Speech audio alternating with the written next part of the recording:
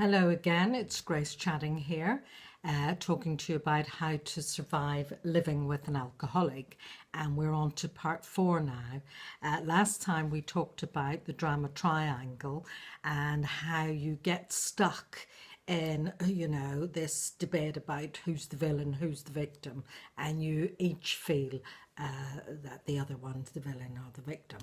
So today I'm talking to you about how do you get out of that. So I'm talking about how do you turn it around and waking up. So how do you do that? Now, I think from the first few videos, you can see that you are definitely stuck. If you've been living in this situation for a number of years, everything that you've tried, all your best efforts haven't got you out of it. And I left you with the message last time of if you keep doing what you've always done, you'll keep getting what you've always got. You've got to do something different. And what I want you to understand is there are no knights in shining armor. He is not suddenly going to change all by himself, and you can't make him change, but you can change you. And what I want to talk to you about today is how to get out of this now. So the first thing I really want you to do is to get yourself a journal, a nice journal. I'll show you mine. I've got hundreds of journals that I've been keeping for many years. And if you're serious about you changing and about your personal development, you will keep a journal. So my journal, here we are. It's a really nice journal. I like journals and I like really nice journals. And there we are.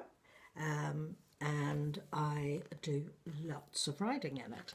And I've been doing that for many years. Look, you'll see there's lots and lots. I write every morning. So get a journal. It makes a huge difference. I promise you, you'll be glad you did. And in the weeks ahead, and the next lot of videos, if you join them up, it's going to be like a mini workshop, really. So I will be inviting you to write things down, and it's good for you to make the connections of that. So here, what I want to show you today is how do you get out of that drama triangle and that sense of feeling like a victim. And various people have talked about it and written about it over the years, about living below the line or above the line. So when you're in the place of a victim, you're living below the line. Really, the place to be a leader in your own life, and if you're going to stand any chance of being happy in your life at all, you need to learn how to live above the line. And it's good to role model for your children how to live above the line, no matter what your partner is doing, whether he's drinking or not drinking. I mean, you know yourself, even when he's not drinking, you're always wondering how long will it last and is he going to go and have a drink? You're still not at ease and not at peace, even when he's not out drinking. So this is about you, and it's an inside job. So here we are.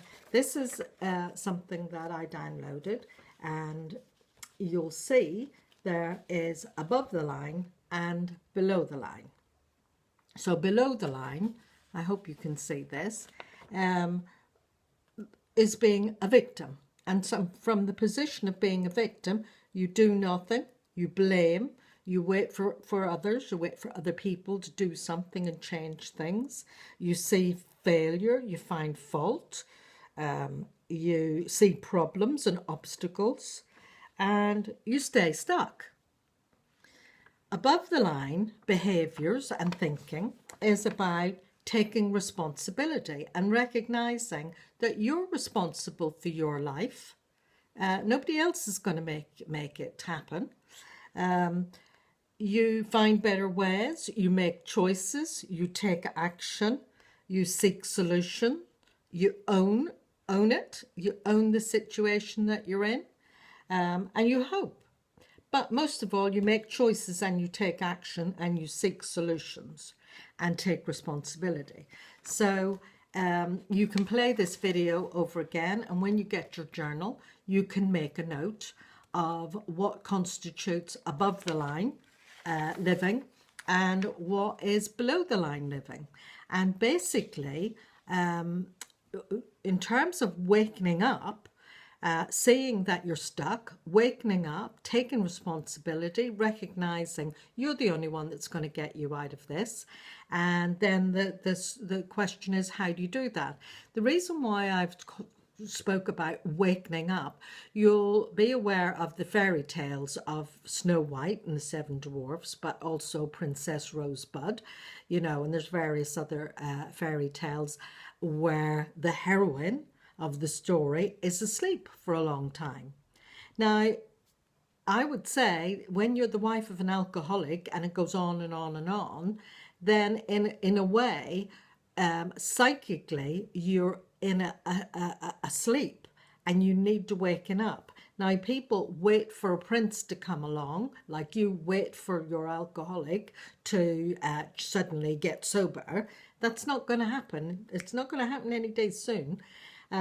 So there's that passivity, waiting for somebody else to come and solve the problem. And it doesn't work that way. Actually, that the prince or the knight in shining armor is a symbol of a woman getting in touch with her masculine energy. In other words, that part of her that takes action and is not passive.